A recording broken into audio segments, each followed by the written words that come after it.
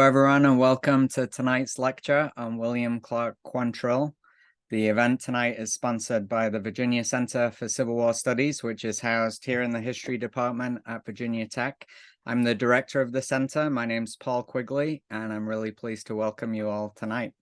The center's mission is a very simple one: Civil War history education in its broadest possible sense. So we do a lot of events for general audiences like this one.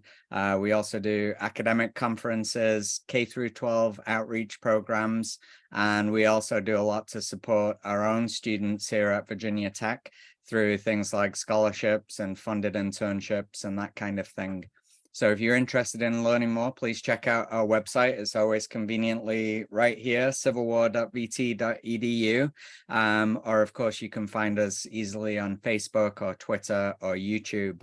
And speaking of YouTube, tonight's lecture will be posted on YouTube in the coming days.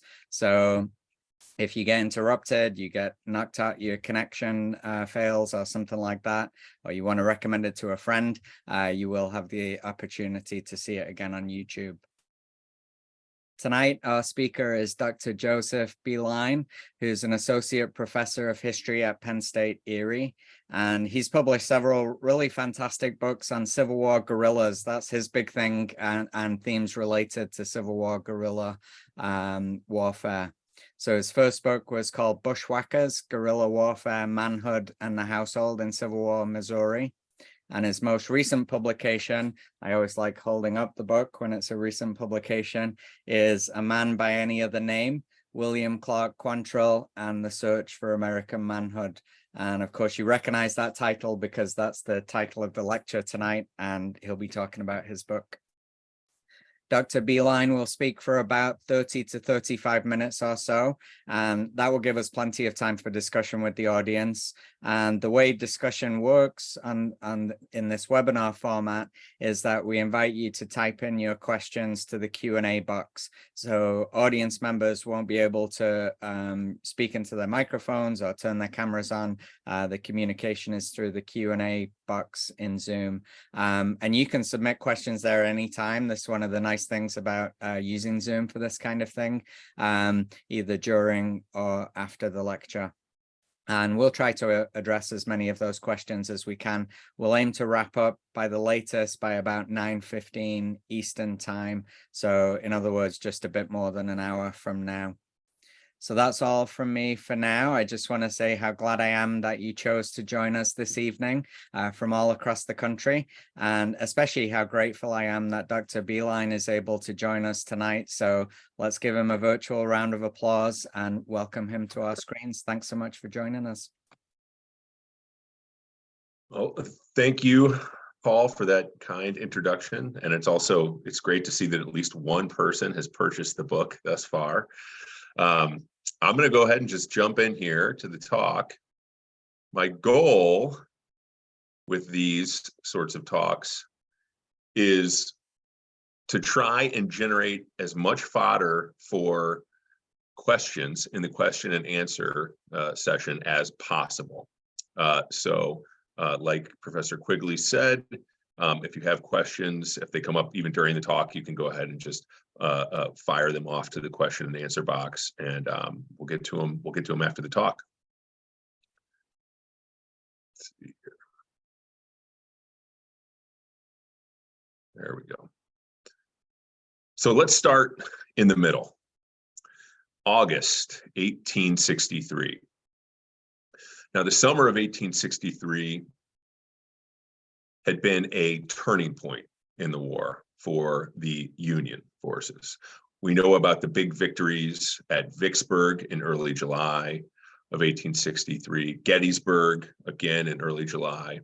There was also a significant campaign led by General William Rosecrans through Tennessee in June and July of that year that took most of that state. So everywhere across the map, the Union felt like it was winning the war, finally turning the tide against the Confederacy. Except in one little corner of the war, and that would be the borderlands of Missouri and Kansas. There in western Missouri, Confederate guerrillas had kept the Union Army off balance, on their heels. They were riding the Union cavalry out of their saddles. It was the one place that the Union could not contain the Confederacy. Then, on August 21st, 1863, 250 to 300 of these Confederate guerrillas managed to leave Missouri, cross over into Kansas, and then dash into Lawrence, Kansas in the early morning hours. They would pull men from their beds, shoot them, kill them in front of their families, and they burned down most of the structures in town. These Confederate guerrillas killed around 180, mostly unarmed men and boys, and destroyed the vast majority of the town of Lawrence. Now, in the days and weeks that followed the massacre at Lawrence, people across the North and the South wanted to know who it was that did this terrible thing. There was speculation.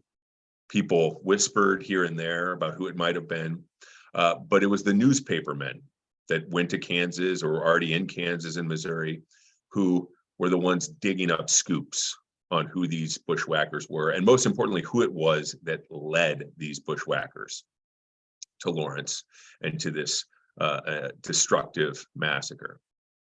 Some of the newspapers published ridiculous stories, that this man was some sort of psychopath, a man who had, which might have not been far from the truth, but a man who might have had a long career as a criminal, a polygamist, someone who dabbled in forgery and bank robbery and all sorts of things. But there were a few newspapermen who were able to get to the bottom of just who this guy was that led the guerrillas into Lawrence. They found out that his name was William Clark Quantrill, or Quantrill, or Quantrill, or Cantrell. There was about half a dozen different spellings, but there were a few of these newspapermen that got most of his biography right, all the way back in 1863. They learned, to the surprise of many Northerners, that he was a Yankee. He was born in Ohio. He had lived in the Kansas Territory before the war, next to some of the same people that were killed in that raid. He worked as a teacher. He had free soil politics. And then for some reason, he changed his political allegiances, became pro-Southern, pro-slavery, joined the slaveholding Missourians at the outset of the Civil War, then of course became this infamous guerrilla chief who designed and led this awful raid on Lawrence, Kansas. Now, most of Quantrill's biographers up to this point, they agree on almost all of these bullet points here, this basic sort of outline of his life. But where they tend to disagree is in answering the big question about Quantrill. Why did a Northern schoolmaster become a Confederate bushwhacker? Or how did a Northern schoolmaster become a Confederate bushwhacker? Now you have sort of two major schools of biographers here. You have, and this is painting with a broad brush, but you have the pro-Union school that sees Quantrill as the embodiment of evil.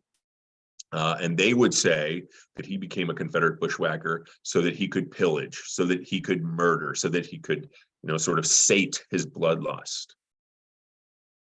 You have the pro-Confederate school that would say he was a gallant, chivalrous knight of defending the Confederacy. And they would say that he was just defending the honor of the white women of the South who lived there along the border of Missouri, who had been harassed by Jayhawkers since the 1850s. Now, what these two very different schools of thought have in common is that both sets of biographers tend to see Quantrill as an avatar, someone who embodies their particular view of the war. And by seeing him as an avatar, either the embodiment of evil or a gallant, chivalrous knight, they lose some of his humanity. And I don't mean humanity in just, we always say humanity in a really positive way. I mean humanity in both its positive and negative ways, its complexities, its nuances, all of that. So they lose a dimension there. They also tend to take this image of him during the war and project it back through hindsight into his antebellum life. And so the pro-Union biographers would project back, and they're just looking for someone with mental frailty, mental illness, a psychopath, a sociopath, all of these things, and trying to pin, unsolved murders on him, other crimes, that basically he was bad for his entire life. And of course, the pro-Confederates who see him as a gallant knight during the war, they take that image and they use it to make excuses for Quantrill at every turn, right? Every bad or questionable decision he makes, well, there's a reason behind it.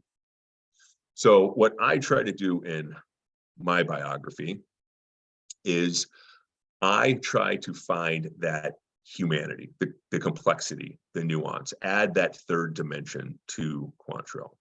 And I try to eliminate as much as possible hindsight from my reading of Quantrill. And the way that I do this is I try and capture him in moments throughout his life, these sort of little snapshots or impressions of Quantrill, and isolate him when he is a student or a teacher or a hunter, a frontiersman, a gold seeker, and look at him just at that moment and contain any of my speculation or conclusions to the context of that place and that time. Try and understand his decisions based on the decisions that were available to him. Understand the morality of his decision based on the morality of the times, of the places that he was in. And so my book is sort of, like I said, this series of impressions as Quantrill took on a series of different masculine roles and identities throughout his life. And so I try to answer that big question by basically looking at him as a man, as he understood himself as a man, and as he tried to sort of be a man at these various different terms. And so what I want to do with the rest of our time here is give you a sense of that approach. So I'll offer you several different snapshots of Quantrill before the war, and then a few during the war.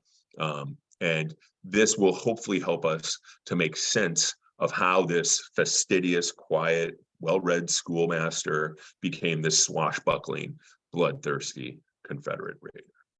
And also, of course, there's the book cover and the shameless plug. Buy the book, please. Amazon, UGA Press. You can go anywhere and find this thing, I bet. Just Google it and get your credit card ready. Now, Quantrill is born in 1837 in a town called Canal, Dover, Ohio. Now, Canal, Dover, Ohio is named after the canal that ran next to it, the Erie, Ohio Canal. It was just over Ohio before that, but the canal brought so much growth, economic, the population grew, that they altered the name to Canal, Dover. Now, he grew up there, and he had a pretty normal childhood. His father was a tinsmith. His mother kept their house. He had 3 siblings that lived past childhood, 4 that died in infancy. Not all that different from a lot of other young men and women who would have grown up in the 1830s and 40s. Now, the people around him, and this is after the war, looking back, the people around him described him in general as civil and quiet. He was not some rowdy kid or some bully.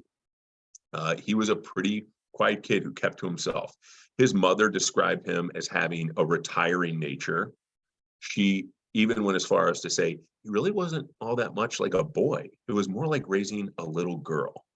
Now, I'd be happy to get into that a little bit more in the question and answer, because there were other contemporary sources who also described his character as being effeminate. But what they all agreed on after, and again, this is after the war. So these people in Canal, Dover who either fought for the Union Army or their family members fought for the Union, they still looked back on this guy that became a Confederate raider, and they thought, no, he was a pretty good kid. Now, he was a very good student. Everyone agreed on that. And when he graduated from high school, the public school there, they immediately made him the teacher. And so he taught at Canal Dover for a little while, and then he taught across the Middle West, Indiana, Illinois, and then back to Canal Dover.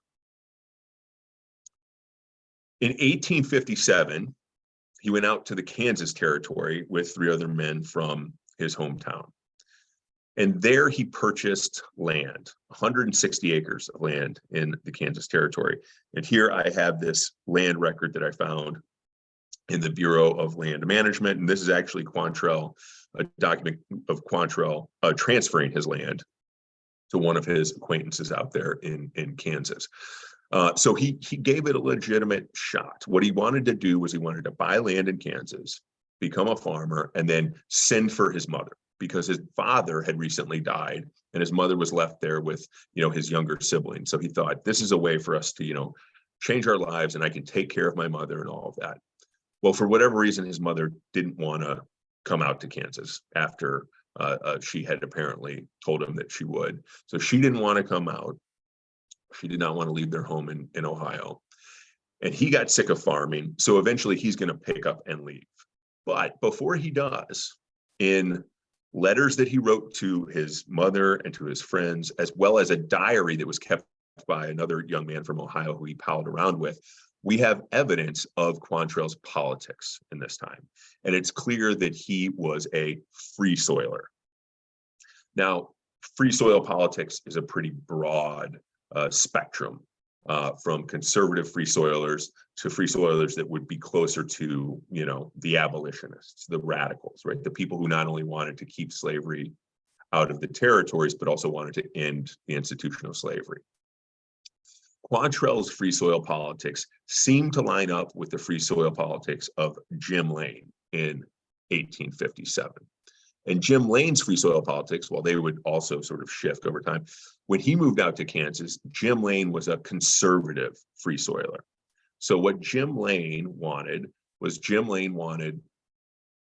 Kansas to exclude slaveholders, right? They didn't want any slaveholders in the West. But Jim Lane also didn't want any African Americans in the West either, free or slave. So that would be a more conservative branch of the Free Soil Party. Now, the reason why we know Quantrell identified with Jim Lane is because he talks about him in one of these letters, and specifically mentions,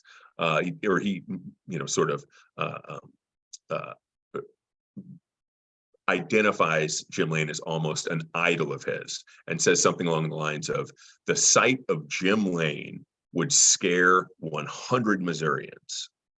And I think that this is really fascinating because it not only tells us a little bit about, his political beliefs, but it tells you about how Quantrell sort of found his political beliefs, how he came to identify with certain politics. And so what he's seeing here is he's not thinking, I like the particular policies of Jim Lane. He's seen Jim Lane as a sort of, tough guy, a sort of masculine icon, right? Look at Jim Lane. He's so intimidating. He's so tough. The 100 Missourians wouldn't even take him on. And we're going to see that throughout Quantrell's life, that he sees men who, seem to fit this mold, and then he tries to, sort of fill a similar, masculine ideal. So he recognizes the manliness of Jim Lane here, and then of course the politics will follow. But like I said, he's not going to farm for very long. He's going to move on. So the way that he does that is he wants to find adventure farther west. So he signs on to a supply train, a wagon train, as a teamster in the either spring or summer of 1858. Now, this wagon train is bringing supplies to the United States Army, which is all the way out in the Utah Territory. They had been sent out there to basically keep an eye on the Mormons, the Church of Latter-day Saints, and try and bring them into the fold, right? There were all sorts of rumors about lawlessness and polygamy and all of the various things that were going on, massacres potentially. So they sent out the United States Army to sort of, see what was going on and make sure that they're following the rules. So Quantrell joins this wagon train, and he walks across the Great Plains over the summer of 1858. They cross South Pass on September 1st. Quantrill actually mentions that it snows on September 1st. And then they slowly, descend down into the Great Salt Lake Valley. While he's in the Great Salt Lake Valley, he works as a cook. He maybe works for the quartermaster, the United States quartermaster out there. But he also gets sick, very, very, very sick. It sounds like he's almost deathly ill, but he will recover. But after some time out there in the Great Salt Lake Valley, he and a bunch of other footloose men out there hear about gold being discovered at Pikes Peak. So they decide to leave that nice, warm, fertile Salt Lake Valley and trek to Pikes Peak in February of 1859. February of 1859. Can you imagine crossing the Rocky Mountains on foot in February? If you would have done this past year, the snow was falling by the foot. And so they try to make their way back to Pikes Peak. And to make matters worse, there's about 20 of them in this party. To make matters worse, they take a route that either they were totally unfamiliar with, or maybe one or two of them was familiar with, but either way, they lost their way. So they did not go back north to South Pass. Instead, they sort of tried to maybe cut this southern route and then work their way back up to Pikes Peak. They get lost. They get hit by a blizzard. They're trapped in this blizzard, and half of Quantrill's party dies in the blizzard. And who knows how the ones who survive.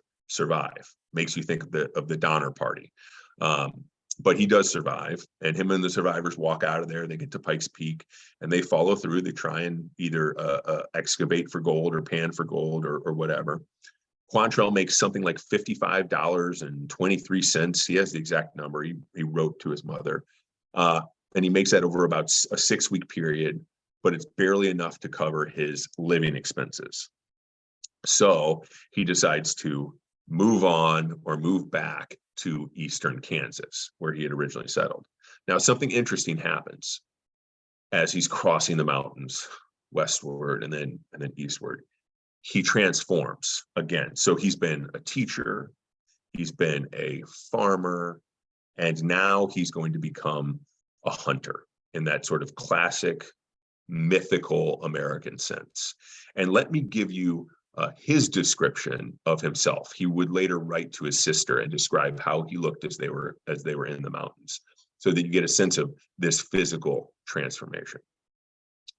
So he wrote to his sister that he wore, quote, a complete suit of buckskin, pants, coat, moccasins, a red woolen shirt, and that red woolen shirt would have been like an antebellum hunting shirt, a fur cap, a large leather belt in which was a large pistol and knife, a dragoon pistol, a revolver and knife, and then mounted on an Indian pony with his rifle laying across the saddle, ready for use in a moment's notice. He goes on, we look rough enough, for we do not shave or cut our hair. And to a person not used to such sights, we look like ruffians. So that's how he came to, sort of transform out there in the mountains. And I've included this drawing by Frederick Remington here of two mountain men that it sounds basically like how Quantrill described himself, but these two mountain men. And the caption there is, if you've never seen this before, is, I took ye for an Injun, meaning not only did these guys become ruffians, but they went native, quite literally. They sort of adopted Native American ways of hunting and living out there in the wilderness, sometimes from the Native Americans directly, sometimes from other white men who had learned from the Native Americans. But that seems to have happened to Quantrill as he crossed the mountains. Now, he's going to make his way back across Kansas with a partner of his. It's just the two of them. They're camping somewhere in central Kansas. Quantrill goes off to hunt, and his camp is raided and ambushed by Native Americans. Now, we don't know which tribe this was that ambushed them, but Quantrill does describe them as natives later on in a letter to his mother. And basically they raid the camp, they take their horses, they take all their belongings, they shoot his partner full of holes. It's unclear whether or not his partner lives for very long. We know he lived immediately afterwards, but it's unclear how long after that, if he did in fact die. And so Quantrell now has gone through several traumatic events, a lot of changes. He goes out to Utah. He gets deathly ill out there in Utah. He's on his deathbed. He tries to cross the Rocky Mountains in the middle of winter, gets caught in a blizzard, and half of his party dies. And now someone who was obviously close to him, his partner here, making their way back to Lawrence, gets shot and maybe killed, and everything is taken from Quantrell except for his hunting rifle. And so he walks into Lawrence, Kansas. And you can imagine him walking in from the wilderness, covered in dirt, mud, dust, probably blood, dried, his friend's dried blood, and looking, like one of these mountain men. And what happens in Lawrence is, I think, probably the tipping point for his political transformation. When he gets to Lawrence, the people of Lawrence, they don't welcome him with open arms. They don't, offer any sort of shelter, food, anything like that. Instead, they more or less turn their backs on him. So I think, and I don't have a smoking gun here for why his politics changed. And I'm sure it's not one thing, right? It seems like it would be an incremental process. But I think he takes all of the pain and bitterness, the trauma that he has absorbed over the previous months, and he projects it onto these people of Lawrence who turned their back on him.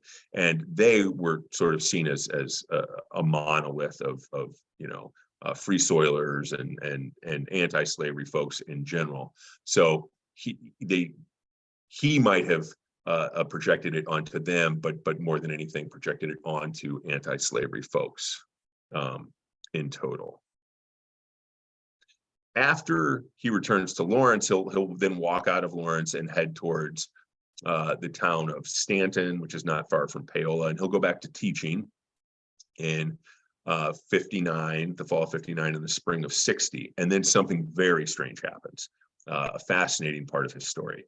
He then takes on an alias and becomes what I would describe as a 19th century confidence man.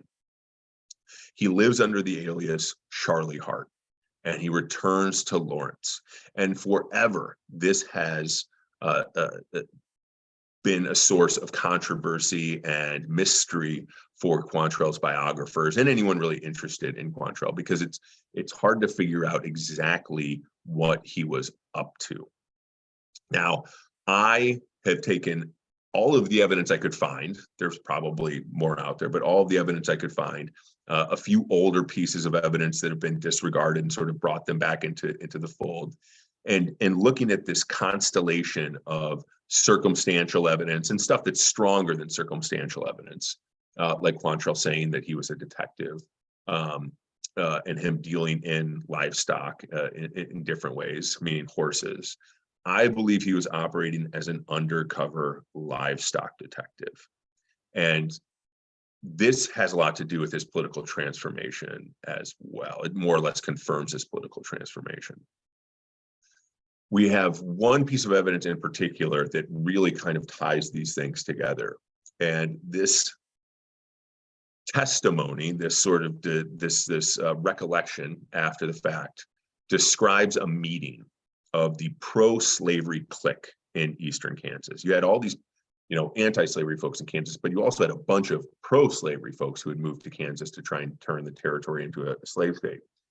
And there was a really strong pro-slavery clique living in and around Paola, where Quantrell was living, or he was living not too far from there. And they're meeting up in the upper room of this boarding house. And you can imagine, it's filled with smoke and these men, whispering back and forth. There's lawyers up there, doctors, important businessmen. There's also one of Quantrell's close associates, a guy named Colonel Torrey, who came out to Kansas with Quantrell back in 57. And there's a guy named Seth Clover, who is the local Indian agent. And Seth Clover had pro-slavery politics. And what I think happens here is that these guys they sort of bring Quantrell in to this clique. And probably because of experience on the frontier, there was also, he had experience living with Native Americans, which we could talk more about in the question and answer. So we had these connections with them. And I think they're bringing him in to work as an undercover agent to try and catch the Jayhawkers stealing horses. So you could think of this like when the federal government tried to put Al Capone behind bars for tax evasion, right? Rather than murder or running whiskey or whatever. But they're going to try and catch these Jayhawkers for liberating horses, as it were, because they not only liberated slaves, but they did also rustle in cattle and horses. And it was really hard to catch the Jayhawkers and then indict them and then, try them, find them guilty, because in Kansas, the population is divided. There's pro-slavery people, there's anti-slavery people. So you need the right judge, you need the right jury. You have to hope that if it was appealed, that you get the right people. So it was really hard to try the Jayhawkers for liberating slaves, which of course was technically stealing at that moment in time.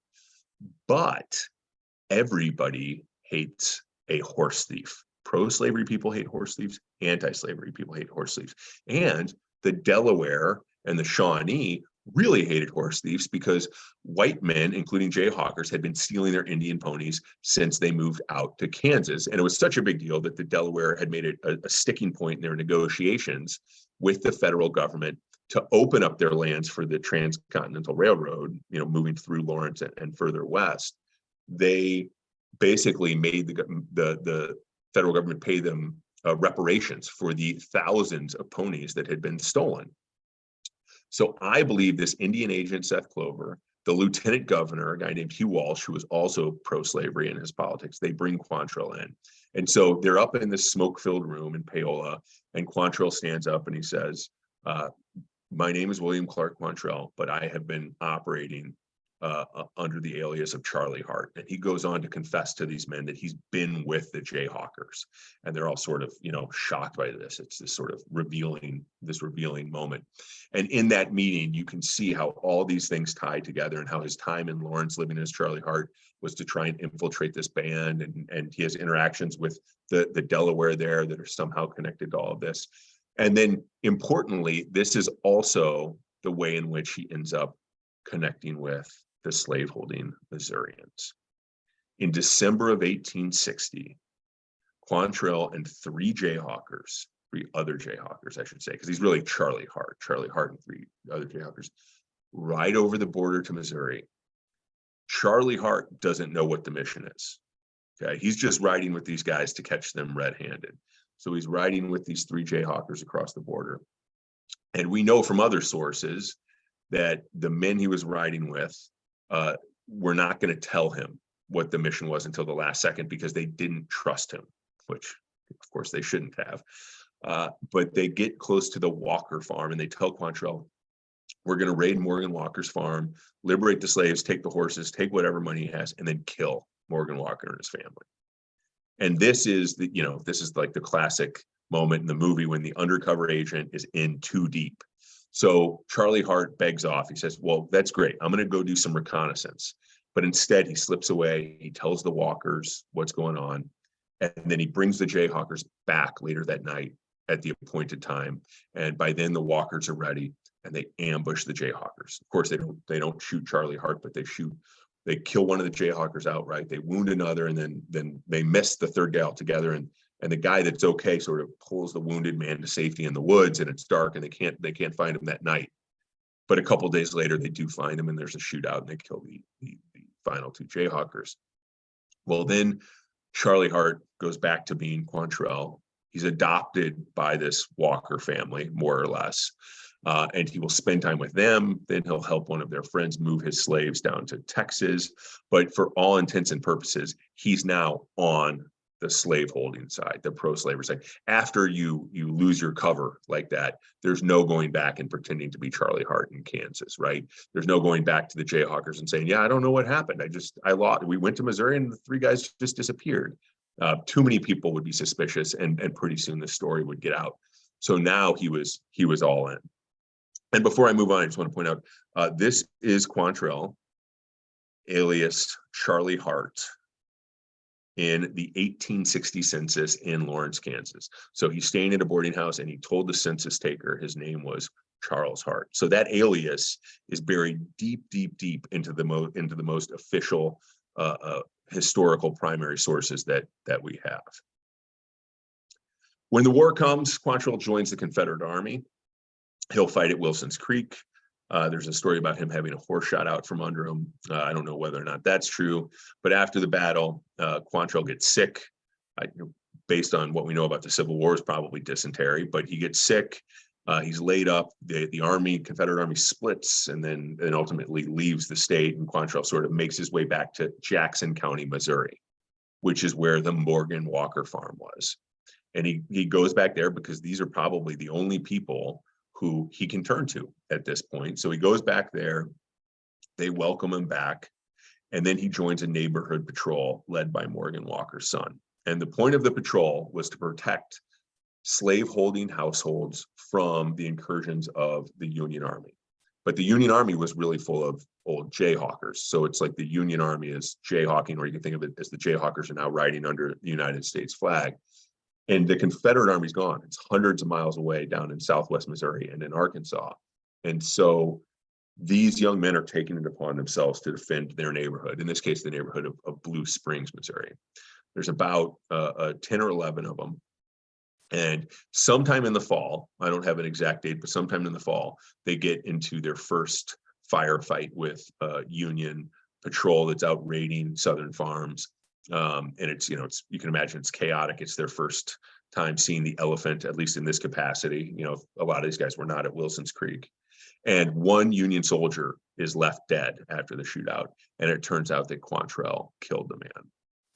And Quantrill, being the first man to kill the enemy in this particular war, will rise very quickly through the ranks. Ultimately, he'll take over leadership of the neighborhood patrol, and then the neighborhood patrol will become the first guerrilla band in Western Missouri. And Quantrill will become a sort of icon that other young men will want to join. By 1862, Quantrill is seen as the leader of the guerrillas in Western Missouri. And by August of 1862, he's actually given a commission by the Confederate Army as a captain in the Partisan Ranger Corps. He greatly influences their tactics. So these are classic guerrilla tactics: raiding, ambushing the enemy, and more importantly than anything else, running when you did not have the odds on your side. He also influenced the way that they used disguises. This is unique to the guerrillas of Western Missouri. By the spring of 1862, any guerrilla that had been out in the bush for, a couple of weeks or more wore, this sort of flamboyant, guerrilla, we call them guerrilla shirts, but they looked like the flamboyant antebellum hunting shirts that Quantrill was wearing out in the Rocky Mountains, and these big riding boots and plumes in their hat. But they also wore blue Union jackets over them. That way they could ride up to a Union patrol also out in the woods, hail them down. Howdy, we're out here looking for guerrillas, and get close enough to where they could get the drop on them with their pistols. And clearly the influence for this is Charlie Hart. Quantrill had operated as a confidence man before the war, and now he has turned his guerrillas into a legion of deadly confidence men during the war itself. You see, he saw that the Yankees, they all sort of keyed on what people wore and how people behaved to learn someone's inner character. That's how he was able to pass and move in Lawrence without much suspicion. And so he takes that, and they use those same tactics during the war to fight off these Yankee soldiers. After a successful 1862, Quantrill gains even more authority. He goes to Richmond, Virginia, to try and retain or receive a colonelcy in the Partisan Ranger Corps. He told this story to his men.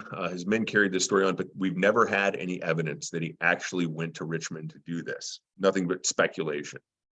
Until I was able to find this tiny little snippet here. Now, this was on the last page of an issue, the March 14th, 1863 issue of the Sentinel, a Richmond newspaper. So on the last page, at the very, very, very, very, very bottom, and it's this tiny little snippet, and you can see it says, Colonel Quantrell, the noted partisan ranger who has been a terror to the Yankees in Missouri and performed excellent service during the war, is now sojourning at the Spotswood Hotel in this city. So we have confirmation that he was in Richmond, and this Richmond newspaper is referring to him as Colonel Quantrell. So maybe he did receive a colonelcy after all. We'd always been in doubt. Now I think at least it's possible. And what we do know is his men referred to him as Quantrell, or as Colonel Quantrell, when he returned to the bush in Missouri. Now, with this new sense of authority and, his men having the upper hand out there in Western Missouri, he is going to try and build on their momentum and strike a blow that will change the war. And what I mean by that is, in the summer of 1863, not only do we have those Union battlefield victories that I talked about at the outset, but the war has changed dramatically in political and social ways. On January 1st, 1863, the Emancipation Proclamation takes hold. That, accompanied with the Confiscation and Militia Acts from 1862, had the Union armies actively emancipating slaves wherever they went. And it had the Union armies actively enrolling Black men into their ranks, giving them blue uniforms, muskets, and then allowing these men to go and fight their masters to free more of their people. That's what's happening at the national level. And the bushwhackers knew this. They read the newspapers. And then there's stuff happening locally. The district commander in Western Missouri, a guy named Thomas Ewing Jr., he declared General Orders 9 and 10.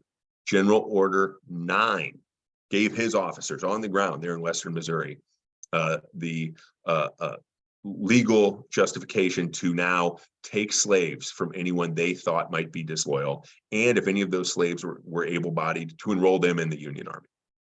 So now the guerrillas are looking and they're seeing that it's going to be their own slaves. It's going to be these Black men around them that are now going to be wearing blue uniforms and fighting against them.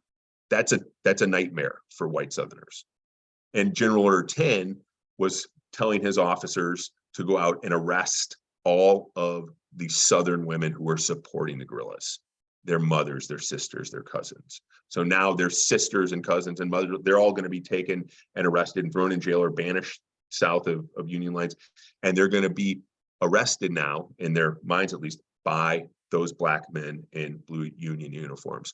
So the war is changing in dramatic ways, in fearful ways for these sons of slaveholders that Quantrell is leading.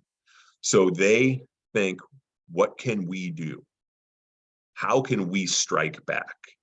And Quantrell proposes the idea, well, let's strike at the very symbol of abolitionism in this country, Lawrence, Kansas. So on August 10th, they have a council of war. He convinces his captains to go. They go and they reload and refit. And on August 19th, they leave their rendezvous point. They cross over into Kansas. They spend the night, and then they ride throughout August 20th.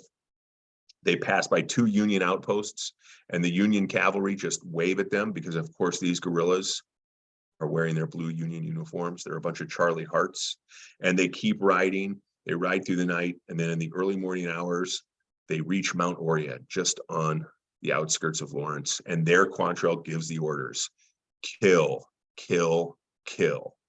And make no mistake, Lawrence is the hotbed of abolitionism. Kill every man and boy big enough to carry a gun. And then they ride down into the city, and we know what happens next. Now, this would turn out to be the peak of Quantrell's power. He would win one more battle later on in 1863, but his band would break up down in Texas later on in the spring of 1864. He would be usurped. He would ultimately go off into exile. However, when the men who usurped him died in the fall of 1864, he would come and round up the remaining members of his band, and they'd go over into Kentucky and keep the war going for a little while. In January of 1865, they'd fight for about 5 months, until on May 10th, 1865, Quantrell and his men are ambushed at the Wakefield farm, and he is mortally wounded. He'll wallow in pain until June 6th, 1865, when he will die in Louisville, Kentucky. And I believe that's my time. So I am happy to answer any and all questions that you guys have.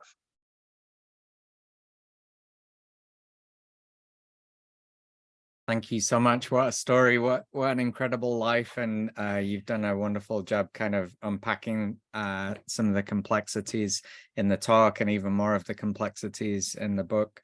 To begin with, we've got a question from an attendee about the research sources that were available to you.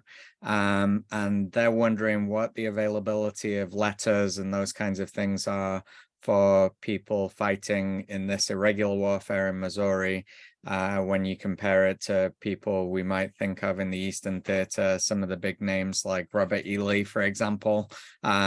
What kinds of sources were available to you, and how did you track them down? Yeah, that's a great question. So the inherent problem with the guerrilla war is that it is an unwritten war. Most of the orders and reports pass from mouth to ear.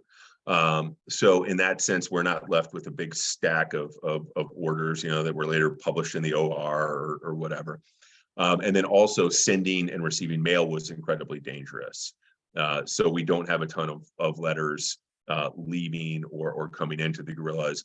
In fact, there's been a lot of fun research done on the mail runners, the women who brought mail into Missouri from other parts of the Confederacy and stuff like that. But those, you would either hide those letters or destroy them after you read them, because if you got caught with a letter from a guerrilla or, from some other Confederate, you'd be in trouble. So most of the letters I have that Quantrill wrote came from before the war, essentially. And so that's where we have the best look into his mind. A lot of the stuff that we have from the war itself is either stuff that the Union Army somehow collected or was somehow connected to the Confederate Army. Like there's, I have like a requisition that, Quantrill wanted. I can't remember exactly what it was, but I remember he ordered a hat, but it was these different things he wanted from the quartermaster's office, from the actual Confederate Army. So that does make it challenging. So what you're forced to do is you're sort of forced to interface these sources created during the war by the Union Army newspapers with guerrilla memoirs, with some stuff created by the provost marshal, so you're sort of triangulating all the time and trying to figure out what actually happened. Yeah. And one of the kinds of sources that really struck me as being particularly valuable were those pre-war letters to his mother, which seemed very revealing and allowed you to, portray what he was really like as a young person. How many of those letters are there? Do you give everything from those letters in the book, or is there more in the letters? There are 20 something letters, maybe 24 letters to his mom. And then there's another handful to there's a couple to his sister, one to his brother that may have just been like an addition onto a letter to his mom because his brother was significantly younger. And then a couple to friends back in Canal Dover. So there's probably close to 30 letters, give or take. And no, there's a lot more in the letters. Other biographers, especially this biographer named William E. Connolly, who published his work in 1909. He was really the first guy to collect all this stuff on Quantrill. He publishes the letters verbatim. He has transcripts of the letters. So, and Albert Castell did a lot with the letters. So I tried to sort of distill the letters as much as I could and really try and pull out what was important. But if someone else is interested in it, it would be easy to go and find the letters and sort of go through them and learn even more about his life. Great, thank you. We have another question which begins, I love this phrasing, a ripping yarn well told. And I think that describes your talk and again the book as well really nicely. But this attendee wants to know a bit more about the recourse to violence on both sides after the war. And of course, Quantrill himself didn't participate in this because he wasn't around anymore. But what happened to violence in Kansas and Missouri after 1865? Yeah, that's a good question. I mean, the short answer is, and I think a lot more historians are thinking this way, is that when the war ends, it doesn't really end. And in Missouri, what we see is we see the men who were guerrillas become vigilantes in different forms, sort of sliding into that like KKK or quasi KKK, vigilante form, but also just kind of like old school political intimidation. And TJ Styles' book on Jesse James he does a great job of sort of, outlining all of this. But when these men, were trying to return to their lives, they were actually prevented from voting. So what they would do is they would sort of, around the time that the polls were open, they'd get together, they'd put their guerrilla shirts back on, and they'd sort of ride off into a field just outside of town. So all of the Unionists and Republicans could see them there. And that would, in theory, intimidate the vote. But of course, we have racial violence that goes on throughout, the 60s, 70s, 80s, and beyond. But immediately after the war in Missouri, we have the Jameson and Younger gang, robbing banks and all of that. So it persists, but it is not nearly as extreme or intense, but it's definitely still a fact of life there along the border. There's a question about Utah and Quantrell's time in Utah, and specifically whether you found any connections he made with people who later became Confederate guerrillas while he was in Utah. And so this person mentions Charlie Harrison as one example of that. Okay. No, I did not find anything, but I also did not pursue anything. It would be a possible avenue to, if someone wanted to get out there and dig into those sources, there might be other connections. What does seem to be the case, and what I talk about a little bit more in the book, is that there is this way through this sort of Western manhood, frontiersmen, thing that Southerners are much more likely to identify with that sort of martial manhood. And so you do get these guys that he meets out west, and a couple of them, this guy named John Bennings, who he spends time with in Kansas, who's also been like a mountain man. He has sort of more pro-slavery type politics. And so it would not be a shock to me at all that, when he's meeting these mountain men and folks out there, that some of them are Southerners and pro-slavery folks and all of that. But how many of them he would have then reconnected with during the war, I don't know. Yeah, and it seems as though there would be a logical connection as well with people who would later become guerrillas, specifically during the war, if they've had that kind of background out west. Yeah. And actually, and just this is not exactly answering the question, but I think it informs it. Some of the most successful counter-guerrilla troops were Union troops raised in Colorado.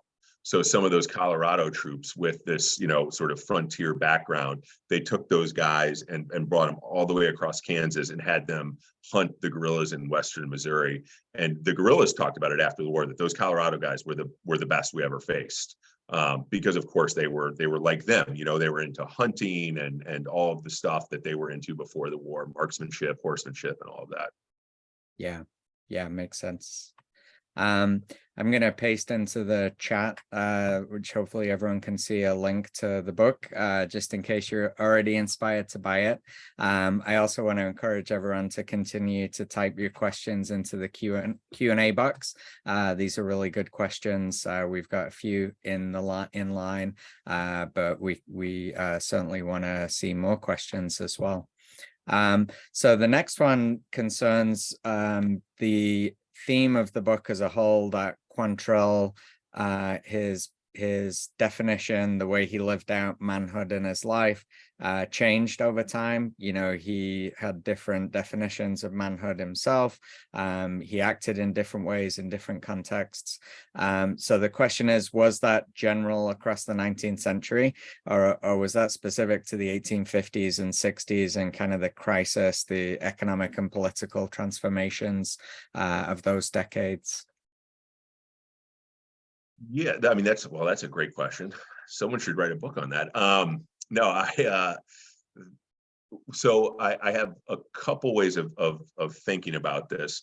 So I think the reason why Quantrill was so attractive to write about is because I tend to think historians like to lock into one or two different types of manhood. You know, we know that there's a handful of different kinds that we sort of talk about: the Southern planter, you know, the sort of the bourgeois Northern merchant, the yeoman farmer, these different types. And so I think from a historical perspective, we get the sense that men tended to only see one or two ways forward as men, right? Like if you're born in the South, you can only strive to be a planter, right? Or a yeoman or whatever. And so what I was trying to do was I was trying to expose this other way of being a man, which is to move sort of laterally. Like if it doesn't work as a teacher, then I'm going to move over here and I'm going to be a farmer. And if it doesn't work as a farmer, that doesn't mean anything. I can just move over here and I can look for gold, or I can hunt, or, you know, whatever it may be. And so I do think that the instability caused by the market revolution in the 1820s, 30s, as well as, you know, westward expansion, does actually create an environment where men who are capable of changing thrive. And so I do think that this is of that moment, but I don't think it stops. I think we see the same thing in the Gilded Age and in different, you know, different moments. But I definitely wanted to sort of bring one of those figures into focus, because I think we forget about them, or we see them as anomalous. You know, like the Confidence Man as an anomaly, but there's a lot of about the Confidence Man that is representative of what it means to be an American, right? The ability to change, the ability to change yourself, your name. You know, we all have avatars now, right? And different handles on, you know, Twitter or X or whatever it is. So I wanted to bring that forward, and I should also say, too, that, you know, one of the books that really influenced the way that I thought about this time in Lawrence was Jason Phillips' Looming Civil War. And he does a really good job talking about the go-ahead man, right? Identifying that this was like, there was a masculine type that was all about changing and moving forward and all of that. So I think it's of the moment, but I think that these men were more representative than maybe we think of them being. Yeah, that sounds good. We have a question about the theory that he was an undercover livestock agent, and just asking for a bit more on that. You know, is your theory based on just the one source? You know, can you explain further how you came to that conclusion? Yep. So I'll give you a couple different pieces. I don't want to bore anybody with the details or explain, you know, all the dots. And I also don't want you to not go by the book. But so here's a couple things that happen. A great example of one of the pieces of evidence here. He is living in a boarding house in Lawrence. That's where he is listed in the census. And he tells the man who operates the hotel, a man named Nathan Stone. He signs in as Charles Hart, excuse me. But then he tells him, he says, "Hey, I want to let you know, don't tell anybody, but my real name is William Clark Quantrill." And he tells him that because he knows that mail might come for him under that name. He also tells Nathan Stone, "I'm an undercover detective." So we get it there. We get it too when he is this other source, this guy named Potter, who is in that smoke-filled room, you know, listening to Charlie Hart, aka Quantrill, you know, talk about what he's doing, how he's operating. There's also a few instances, and we have different witness testimonies. We have people that don't know he's an undercover detective, but give us this situation where he is out living with the Native Americans, the Delaware, and there's another tribe that he spends time with, and so I think there's another connection there in terms of, you know, they want their horses back. And, you know, they know that the Indian agent, you know, he wants to help them get their horses back. And so it becomes this thing where the Delaware, the pro-Southern folks are all sort of working together. And we have these different instances where Charlie Hart or Quantrill sort of comes in and out of their lives. And so, yeah, so there's a number of different sources, but they're all sort of fragmentary, you know, little pieces. But when you start, you know, thinking or taking him seriously, really, which is what I tried to do in this book, was he actually an undercover detective? Well, what would that mean? And then all of a sudden, you know, now when the Delaware come in to find Charlie Hart for stealing their horses, you realize, oh, maybe he's telling the truth. He's an undercover detective and he stole their horses with the Jayhawkers, right? Then they were able to identify them. So it all sort of fits together. But again, you'd have to read that chapter and maybe you won't buy it, and that's fine. But that's my theory, at least. I can only imagine how exciting it must have been when you were doing the research and every once in a while you unearthed one of these, exciting bits of evidence that you can gradually piece together. Yeah, it was fun. And I think I describe it like this in the book too. It's like those unsolved murder cases where you actually know that the suspect is somewhere in the file already, right? Like it's not an unknown, it's probably someone who was questioned. And sure enough, it's stuff that Connolly had looked at and these other people had looked at, but the pro-union biographers didn't believe a word Quantrill said. So if he said he was an undercover detective, they immediately assumed there's no way he was an undercover detective. Well, what if he was? And what if he was actually working for the Southerners, for the slaveholders or the pro-slavery folks? So I think it fits. I think it works. I think it makes sense. Yeah.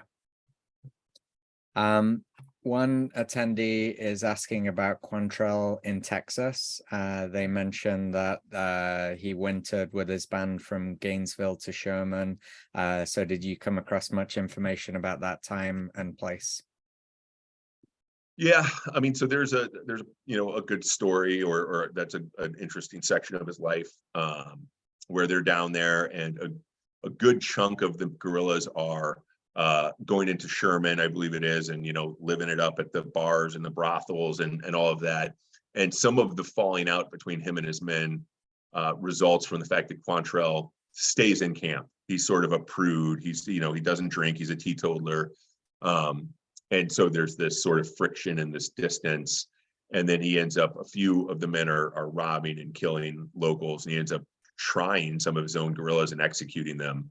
And that's what turns, one of the reasons why Bloody Bill Anderson turns on him. The other reason was that Bloody Bill Anderson wanted to marry a prostitute down there, and Quantrill didn't want him to.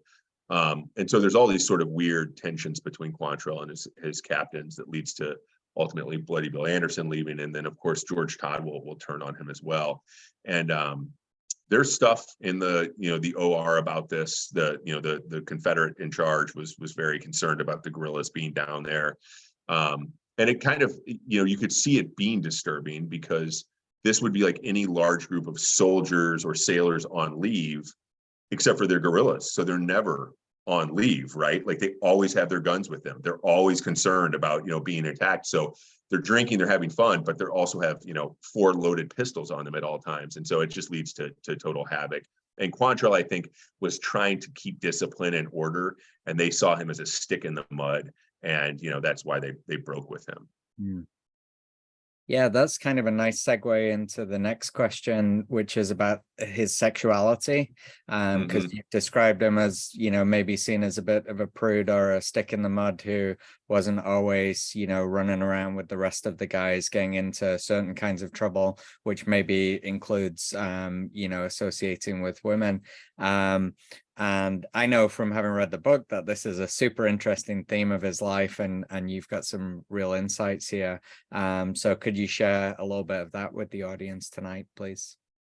Yeah, sure. So probably the best way to approach this is to go back to that, that sort of first slide with, talking about him as a kid, and his mother describes him as girlish. And I always thought it's one thing for a mother to come out and want to rebrand her murderous son as no, he was more peaceful than that. But to go out of her way and sort of say, no, he was actually more like a girl than a boy, was, I thought, interesting. And it clicked for me because there's these other observations. So his men talk about his voice, that his voice was musical and sonorous. And his handwriting was described by contemporaries as being the handwriting of a woman's. Now, there's also this story that he marries a child, like basically, this like 12, 13, 14-year-old girl who she calls herself Kate Clark from that point on. But as you examine the sources on that, it's hard to know if they really did get married. It's hard to know if they even really had a romantic relationship, because the only one that describes him as having a romantic relationship really in any sort of like depth or with any sort of credibility is Kay Clark herself in the 1920s, looking back on that moment. And I'm not saying that they weren't romantic. They definitely could have, but that's the only instance we have example of him having that sort of intimacy with a woman. And then on the flip side, we have a number of different relationships in which he is physically intimate. And I don't necessarily mean having sex with men, but he shares a bed with at least 6 men whose names we know about, which is weird because the record isn't that big, and I know everyone out there who knows anything about Abraham Lincoln is going to stop me and say, but hey, wait a second, that was normal. Guys always slept together. It was, and many of these men did not have any sort of sexual relations. But there's a few weird moments in his life, and men talking about, having this sort of like sixth sense about Quantrell and sleeping next to him that alludes to maybe there was something more going on there. So it's a slippery slope. I try to do my best to sort of raise the possibility, but I don't know myself. And so it's kind of one of the parts of the book that's open for readers to sort of decide which Quantrell they want. Do they want the Quantrell who sleeps with men, or do they want the Quantrell who just sleeps with men, right? So, yeah, I hope that answers the question. Yeah, absolutely. And I think, speaking as one reader, I think you did a really nice job of threading the needle there and presenting the evidence and the possibilities and presenting the context about how other men were behaving in the 19th century. And like you say, just letting the reader kind of make up their own minds. Good. I'm glad it worked for you, Paul. Yeah. So we have a question about the theme of the Union arresting the women who sympathized with guerrillas in Missouri, and specifically about how that story turns out. Yeah, so I think that, and I don't know exactly where the questioner wants to go with this, but in the summer of 1863, Thomas Ewing Jr., who's the district commander out there on the District of the Border, he is at a loss. He doesn't know what to do. Now, I say that, but I want you to know that Thomas Ewing Jr. ends up being probably one of the best counter guerrillas in the entire Union Army. He's a lawyer, like many of them were a politician. He's not a military guy. So he is forced to sort of fall back on sort of instincts and creativity that maybe another officer might not have had. So what he does is he has his men identify as many guerrillas as they can and then identify their families. And even before General Order 10, he tells them to go out and arrest the sisters, wives, cousins of the most notable guerrillas. And of course, this ends up being like the Sisters of Bloody Bill Anderson and these cousins, these women who are related to other members of the Fristow family, which is sort of one of the big kinship groups that rides with Quantrell. And then they put them in a makeshift prison because, of course, they didn't have a women's prison back then, right? You just had a men's prison and no women's prison. So the Union Army had leased or purchased the artist George Caleb Bingham's home in Kansas City. And then they end up using this as the prison. And they put them up on the 3rd or 4th floor where he had his makeshift studio that he had sort of built on top of his house. And they built a barracks next door. And when they were building the barracks, they pulled out a weight-bearing beam. The one house collapsed onto the women's prison and dragged that down. And I think 5 of the women died outright. A number were maimed. And this happens on August 13th, if I remember correctly. So you'll recall they planned the raid on August 10th. So they're already going to Lawrence. On August 13th, they hear about what happened to their cousins and sisters and wives and all that. So Lawrence was always going to be bloody, but there is, I think, some pretty good speculation that it became bloodier when they went, over to Kansas with that in mind, that now these Union guys are killing our sisters, because that's what they thought. It was an accident, but they think, no, they murdered them on purpose. Now, General Thomas Ewing ends up proclaiming General Order 11, which depopulates the whole, western part of Missouri and sort of ends the war there because there's no people there to support the guerrillas or defend. But this idea of cutting out the women supporters, the female supporters, is then carried on to commanders in central Missouri, where the war will continue, and elsewhere, because they realize that women are the domestic supply line of the guerrillas. They're the reason why the guerrillas are able to continue fighting, because the Confederates aren't supplying them with anything. It's just these little households, which are little engines of war. And so that becomes a really successful tactic throughout 1864 and then 1865 of identifying the women and then scooping them out. And then the guerrillas don't have anybody to feed them or clothe them or hide them. Thank you. Yeah, I think that that does a really nice job of answering that question. And I'm afraid to say we are just about out of time now. I just have a couple things I want to share at the end here. And one is the link I just pasted into the chat, which is a link to future events at the Virginia Center for Civil War Studies. You'll see if you click on the link, we have a couple of really exciting things coming up. On October 24th, we have an in-person lecture. So apologies if you're too far away to make the trip to Blacksburg, but we have a lecture with Steve Inskeep from NPR, who's written a new book about Lincoln and how Lincoln's approach to politics maybe has some wisdom that we can use to get through the political crises of today. And then in November, we've got another webinar. So that one will be open to everyone wherever they are, which is about the creation of the kind of the official Civil War archive by the federal government, which I think is going to be another fascinating talk and discussion. So thank you very much to everyone for attending tonight. I hope we see you at future Virginia Center for Civil War Studies events. I also want to thank our speaker, Professor Beeline, for spending the time with us this evening, sharing some of the highlights from his fascinating book. Lastly, I want to thank donors to the center who make possible, tonight's webinar. You will have noticed you didn't pay anything, and many of our events are free or subsidized, and that's thanks to the donors past and present to the Virginia Center for Civil War Studies. So thanks to you all as well. Have a good night. Thanks again. Thank you. Bye.